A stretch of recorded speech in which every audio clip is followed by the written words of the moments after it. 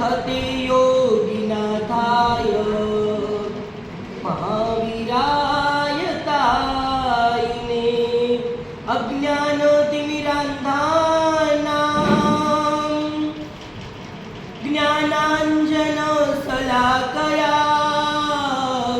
नेत्रम् उन्मीलितं येन तस्मै श्रीगुरवे नमः। तस्मै श्रीगुरवे नमः। तस्मै श्रीगुरवे नमः। जो बताया गुजराती का है कि हिंदी बोलना? गुजराती।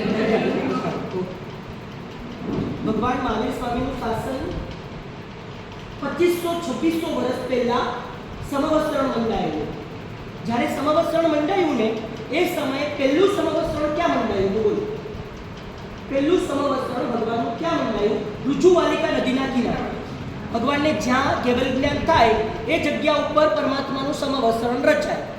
અડધી રાત્રે પરમાત્માને કેવલ જ્ઞાન થયું, અડધી રાત્રે પરમાત્માનું સમવસ્ત્રણ લાગ્યું। દેવતાઓ અને તિર્યંચો સિવાય કોઈ મનુષ્યને ખબર ના પડી હોય એવું પહેલું દ્રષ્ટાંત। કોઈ મનુષ્ય હાજર નહીં। ભગવાન જેવા ભગવાનની વાણી સાંભળવા માટે અડધી રાત્રે એક પણ માણસ હાજર નહોતો। ત્રણ લોકનો નાથ કેવલ જ્ઞાન પામ્યો। અંતિમ તીર્થંકર છેલ્લા તીર્થંકર ચરણ તીર્થાધિપતિ જ્યારે કેવલ જ્ઞાન પામ્યા હોય ત્યારે આ સંસારમાં ચોથું કલ્યાણ જ થયું કહેવાય। નરકના જીવને પણ જ્યાં સુખ મળતું હોય એ જગ્યાએ પરમાત્માનું જ્યારે આ સમવસ્ત્રણ લાગ્યું હોય અને ખાલી દેવતાઓ પાછા ઢોલ વગાડી વગાડી દેવ દુંદુભી વગાડી વગાડીને આખા માણસોને જગાડે, છતાંય માણસોનું પુણ્ય કેવું હશે કે એક પણ માણસ જાગ્યો નહીં, એક પણ માણસ ઉઠ્યો નહીં, એક પણ માણસને ખબર ન પડી કે ત્રણ લોકના નાથને કેવલ જ્ઞાન થયું છે। એટલે કદાચ આપણને પરમાત્માની વાણી નથી ગમતી ને એનું પહેલું કારણ એ કે ભગવાનની પહેલી વાણી આપણે નથી સાંભળી।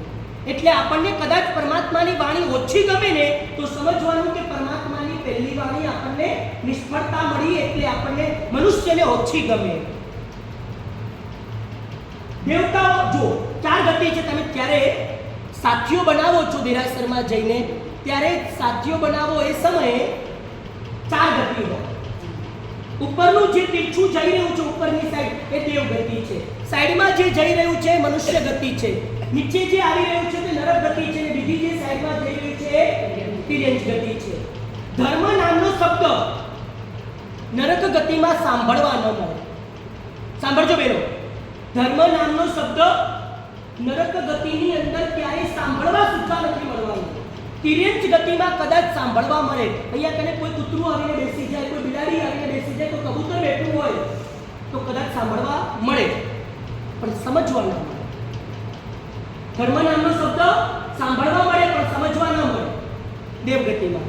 ધર્મ નામનો શબ્દ સાંભળવા મળે, સમજવા મળે પણ કરવા ના મળે। નવકારસિંહ જેટલું નાનકડું પચખાન દેવલોકના દેવતાઓ ન કરી શકે। એક સામાયિક લઈને બેસવું હોય તો ના બેસી શકે। તમે બધા સામાયિક કરી શકો છો? કરી શકો છો।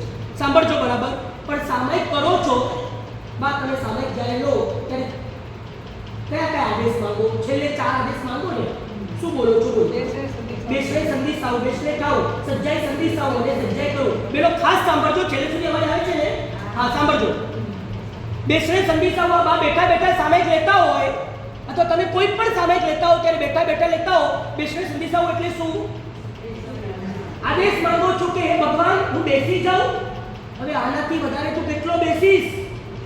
બોલો, બેઠો બેઠો આપણે આદેશ માંગીએ અને કે ભગવાન હું બેસી જાઉં।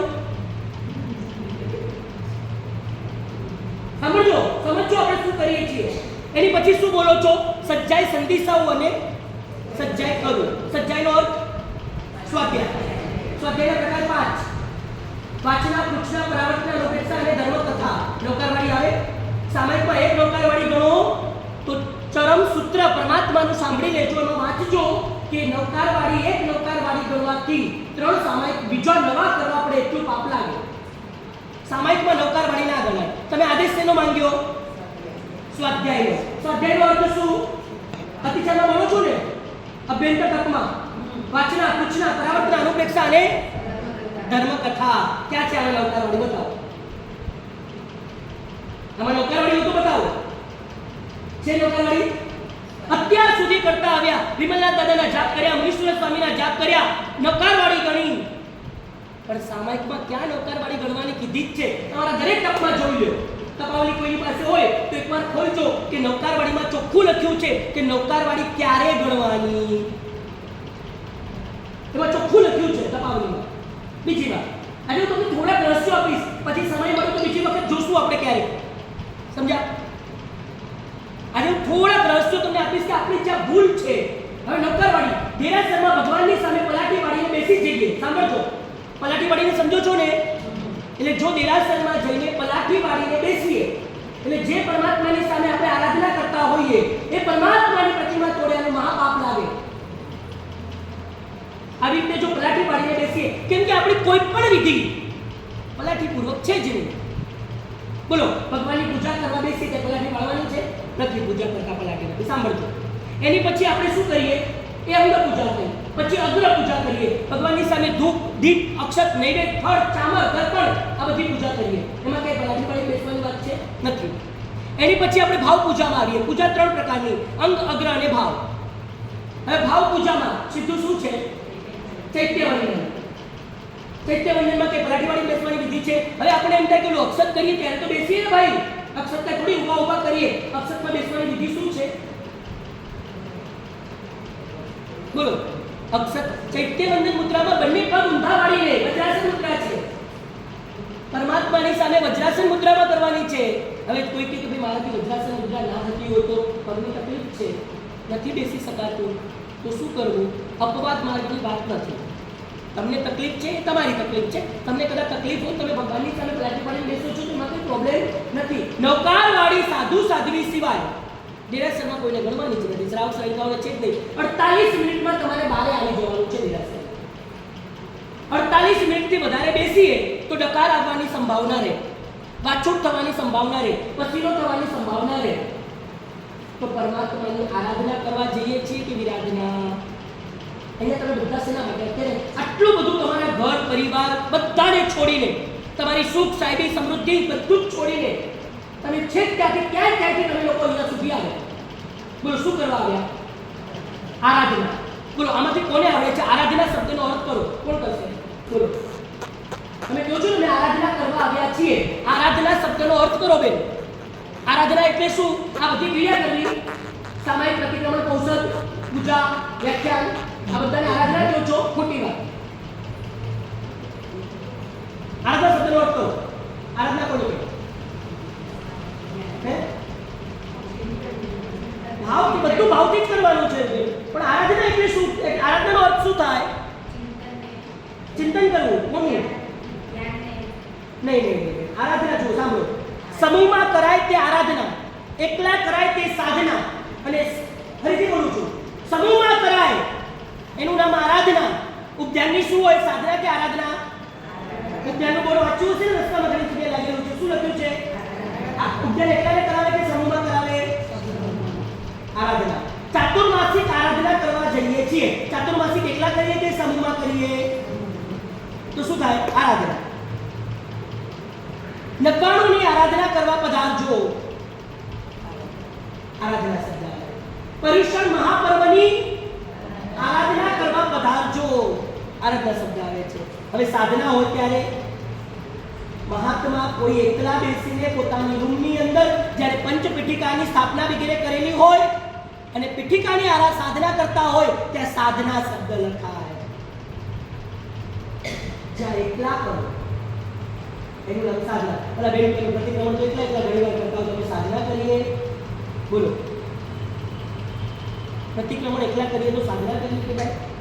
તો પછી એ સમૂહમાં કરવાની છે. તમારી અનુકૂળતા નથી એટલે તમે એકલા કરો છો. એ સમૂહની ક્રિયા છે. ખ્યાલ આવે છે? એટલે હવે આરાધનાનો અર્થ કરીએ કે આરાધના એટલે શું? પરમાત્માએ જે બતાવેલું છે એ પ્રમાણે જે આરાધવું એનું નામ આરાધના. એ પ્રમાણે કરવું એનું નામ આરાધના. પરમાત્માએ જે બતાવ્યું છે ને સિદ્ધ પરમાત્માને ધ્યાનમાં રાખીને જે કરવામાં આવે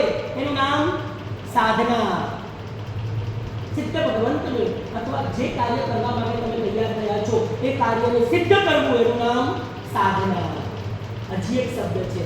આરાધના, સાધના અને એનાથી ઉપર ઉપાસના. શું અર્થ આવે? ઉપાસના. ઉપાસના શબ્દ સાંભળ્યું છે? ઉપાસના એટલે શું? ઉપવાસ કરીને ઉપાસના હે આત્માની પાસે રહેવું. જ્યારે ખાલી આધ્યાત્મિકતા હોય, જેમાં આરાધના નથી, જેમાં સાધના નથી, જ્યાં આધ્યાત્મિકતા છે, આત્માની સમીપ જવાની વાત છે, ગુરુની સમીપ જવાની વાત છે, દેવગુરુ અને ધર્મની સમીપ જવાની વાત છે, તેનું નામ ઉપાસના. તો તમે અહીંયા આરાધના પછી સાધનામાં પ્રવેશ કરજો.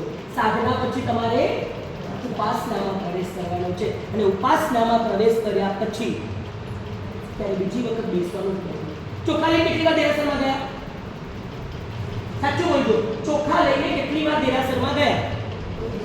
હજાર જેટલી વાર ગયા એટલી વાર ચોખા લઈને જ ગયા. એકવાર ચોખા ખાઈને જાઓ ને. સાંભળો છો? ચોખા લઈને જવા કરતા એકવાર અહીંયાથી ચોખા થઈને જાઓ ને તો ફરીથી જવું પડે. તો જો વિચારજો તમે, ચોખા લઈને જવું એના કરતા ચોખા થઈને જવું વધારે. તો કે અમે નાઈન તો જઈએ છીએ, ચોખા થઈને જ જઈએ છીએ. તો બાહ્ય સ્નાન છે. એકવાર હૃદયમાંથી ક્રોધ, માન, માયા, લોભ, મમત્વ, રાગ, દ્વેષ, કલહ, અભ્યાસ આ બધું છોડીને એકવાર એની સામે જાઓ કે મારા પરમાત્મા સિવાય મારી કોઈ ઉપર મારી દ્રષ્ટિ ના જવી જોઈએ. પ્રભુ એવી દ્રષ્ટિ આપ. પછી તમે એમ બોલો કે જે દ્રષ્ટિ પ્રભુ દર્શન કરે તે દ્રષ્ટિને ધન્ય છે, તો તમારી દ્રષ્ટિ સાચી. તો તમારી અંદરથી જ્યારે અર્જુનને પૂછ્યું ત્યારે આ માછલીની અંદર શું દેખાય છે? તો કે આંખ સિવાય કશું દેખાતું જ નથી. આમાંથી બેન કોઈ એવું છે કે જે ભગવાનની દર્પણ પૂજા કરતું હોય? છે? કરો છો? બધા જ કરો છો. દર્પણ પૂજા કેમ કરવાની? ભગવાન સામે રીતસર નજરો નજર દેખાય છે. આ કાચમાં શું જોવા જવાનું? આત્મા જોવા દેખાય. આત્મા તમારા જેવા નિર્મળ બની. આનાથી આમ નિર્મળ બનો કહી દો ને ભગવાન તમારા જેવા નિર્મળ બનાવી દો. આમાં કાચ દેખાડવાનો એવી રીતે થાય. આવી રીતે પંખા ફેરવવાના આ બધું કઈ અર્થ છે? અચ્છા ચલો અર્થ છે, માનું છું. પૂજામાં રાખી છે તો અર્થ હોય. અષ્ટપ્રકારની પૂજામાં જલ, ચંદન, પુષ્પ, ધૂપ, દીપ, અક્ષત, નૈવેદ્ય અને ફળ અષ્ટપ્રકારની પૂજામાં આવે? બોલો આવે? તો જ્યારે અષ્ટપ્રકારની પૂજામાં આવતી નથી, દેરાસરમાં કેટલી પૂજા? અષ્ટપ્રકારી ને કે 64 પ્રાણ. અષ્ટપ્રકારી પૂજા કરવા જઈએ છીએ ને તો અષ્ટપ્રકારી પૂજામાં આનું નામ છે દર્પણનું નથી, ચામરનું નામ છે નથી. તો આ કોણે મૂકી ગયું અહીંયા કને આવીને? આ કોણે શરૂઆત કરી આવી? બોલો. અને દર્પણમાં શું જોવાનું? ભગવાન કઈ નાના મોટા દેખાય છે આમાં? બોલો.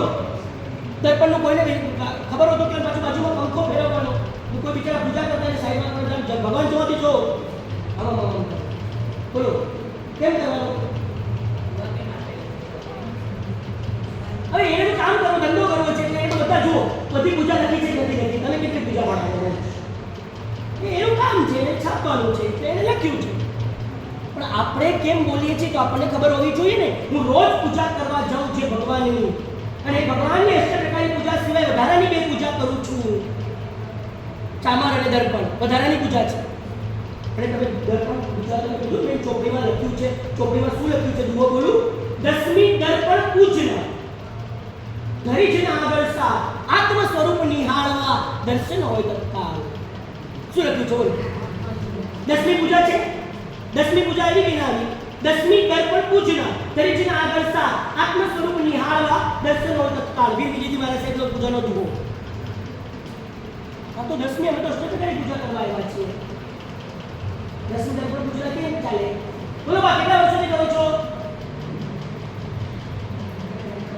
હે? હવે સાંભળો, દર્પણ પૂજા કેમ કરવાની? કહું કે પછી નેક્સ્ટ ટાઈમ રાખું?